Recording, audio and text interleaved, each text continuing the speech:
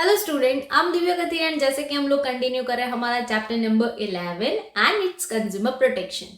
आज हम लोग देखने वाले हैं अवेलेबल रेमेडीज और रिलीफ फॉर कंज्यूमर, यानी कि जिसके साथ चीट हुआ है, फ्रॉड हुआ है, उसको कौन कौन से ऑप्शन मिल सकते हैं जस्टिस के लिए। क्लियर? यानी कि अगर कुछ नुकसान हुआ, मेरे साथ कुछ चीट हुआ है, तो मुझे क्या क्या फायदे हो सकते हैं। यानी कि अगर मैं केस करती हूँ या तो फिर कोई कंप्लेन करती हूँ तो मेरे पास कौन कौन से ऑप्शन रहेंगे, मुझे क्या क्या रेमेडीज मिलेगी। क्लियर?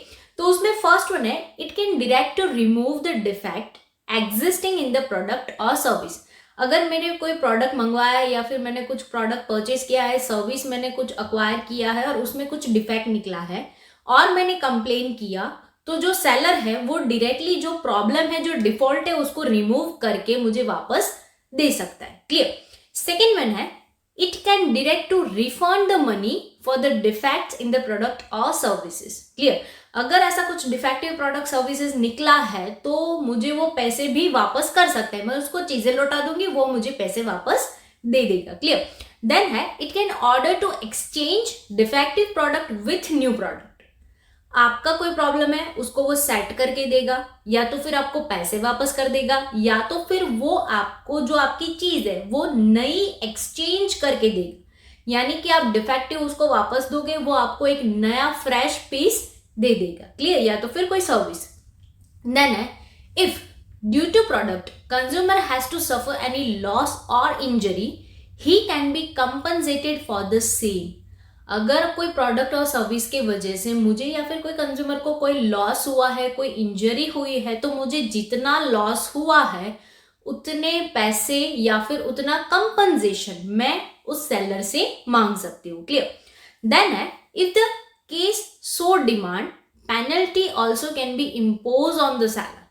यानी कि अगर ऐसा केस है, कोई क्रिटिकल केस है या फिर कोई इंपॉर्टेंट केस है और बहुत ज्यादा डिमांडेड है, तो सेलर में जो भी प्रॉब्लम्स है उसकी वजह से उसको पेनल्टी भी पे करनी पड़ सकती है। क्लियर? यानी कि उसको पेनल्टी भी लग सकती है। देन है, unfair and prohibitive business can be stopped and order not to repeat the same in future. ऐसा कोई बिजनेस है जो अनफेयर है, इलीगल है, तो ऐसे बिजनेस को बंद भी करवा सकते हैं और फ्यूचर में वो कभी शुरू भी नहीं हो सकते। क्लियर? देन है, production and sales of harmful products can be stop. जो भी ऐसी प्रोडक्ट है जो हार्मफुल है नेचर के लिए, एनवायरमेंट के लिए, इवन पब्लिक के लिए, कस्टमर के लिए, तो ऐसे प्रोडक्ट का प्रोडक्शन हम लोग स्टॉप करवा सकते हैं। क्लियर?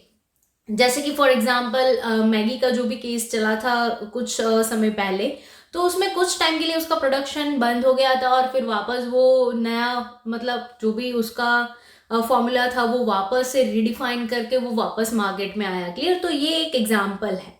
देन है, harmful products can be stop from being sold, same as it is. जो मैगी का एग्जाम्पल है यहाँ पे भी सेट होता है, उसको कुछ टाइम पीरियड के लिए सेलिंग करना बंद कर दिया गया था। क्लियर? देन है, इफ डिफेक्टिव प्रोडक्ट और service is found, at least 5% of amount of a total sales should be ordered to deposit in consumer protection fund। अगर आपने ऐसा कोई अनफेयर, अनएथिकल एक्टिविटीज की है सेलर ने, क्लियर, तो उसका जो सेलिंग अमाउंट है उसका 5% आपको जो पेनल्टी मिलने वाली है, आपको जो पनिशमेंट मिलने वाली है, वो तो मिलेगी ही मिलेगी। कंज्यूमर को तो कंपनसेशन देना ही है, बट आपको 5% अमाउंट जो सेलिंग का अमाउंट है वो कंज्यूमर प्रोटेक्शन फंड में आपको डिपॉजिट करवाना पड़ेगा, यानी कि सेलर को। क्लियर? देन है, it can direct to remove misleading advertisement. Market में ऐसे बहुत सारी एडवर्टाइजमेंट है जो लोगों को मिसलीड करती है। फॉर एग्जांपल ब्यूटी प्रोडक्ट्स है, फूड के प्रोडक्ट्स है।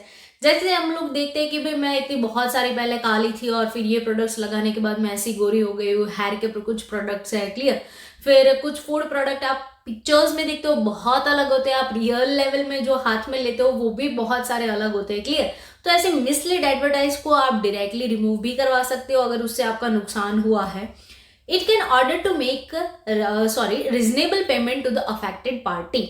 और अफेक्टेड पार्टी यानी कि कंज्यूमर के साथ जिसके साथ चीट फ्रॉड हुआ है, उसको उसके हिसाब का कंपनसेशन, यानी कि जो भी रीजनेबल पैसा है, रीजनेबल मनी है, वो उसको मिलना चाहिए एज ए उसका जो भी लॉस हुआ है, नुकसान हुआ है, उसके थ्रू। क्लियर? तो पहले से हम लोग देखते हैं कि ये फायदे हैं कंज्यूमर के साथ, लेकिन उसके लिए ये जानना जरूरी है कि पहले कंज्यूमर को पता होना चाहिए कि मेरे पास इतने फायदे हैं, मैं इनमें से कोई एक चूज कर सकता हूँ। और ऐसा नहीं है कि जितने फायदे हैं हम सारे रेमेडीज ले सकते हैं, उनमें से कोई एक ही अप्लाई होगा। क्लियर? आप डायरेक्टली जो डिफेक्ट है कंप्लेन करो, वो रिमूव कर देगा सेलर। क्लियर? या तो फिर आपको वो पैसे लौटा देगा, या तो फिर आपको नया प्रोडक्ट एक्सचेंज करके देगा, या तो फिर आपको जो लॉस हुआ है, इंजरी हुए, उसके बदले में वो पैसे दे देगा। आपको अगर बहुत केस डिमांडेड है तो उसको पेनल्टी भी पे करनी पड़ सकती है। क्लियर? कोई ऐसा प्रोहिबिटिव कोई प्रोडक्ट कोई बना रहा है तो उसको बिजनेस हम लोग स्टॉप भी करवा सकते हैं और फ्यूचर में वापस शुरू ना हो, ये भी हम लोग खास ध्यान देंगे।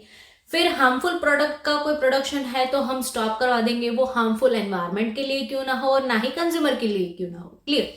देन है इफ डिफेक्टिव प्रोडक्ट जो भी है, अगर उसमें सेलर का ऐसा कंडीशन बनता है तो उसको 5% अमाउंट सेलिंग का जो है वो कंज्यूमर प्रोटेक्शन फंड में डिपॉजिट करवाना पड़ेगा। कोई ऐसी मिसलीडिंग एडवर्टाइज है जिसकी वजह से बहुत सारे लोगों का नुकसान हो सकता है तो ऐसे हम लोग रिमूव करवा सकते हैं। क्लियर? और अफेक्टेड पार्टी जो है उसको रीजनेबल पेमेंट भी मिल सकता है। Clear guys? तो ये हुई हमारी रिलीफ या तो फिर रेमेडीज फॉर द कंज्यूमर। आज का जो क्वेश्चन है वो हम लोग यहाँ तक रखते हैं, बाकी का जो क्वेश्चन है वो हम लोग नेक्स्ट लेक्चर में देखेंगे। तब तक के लिए बी हैप्पी, बी सेफ।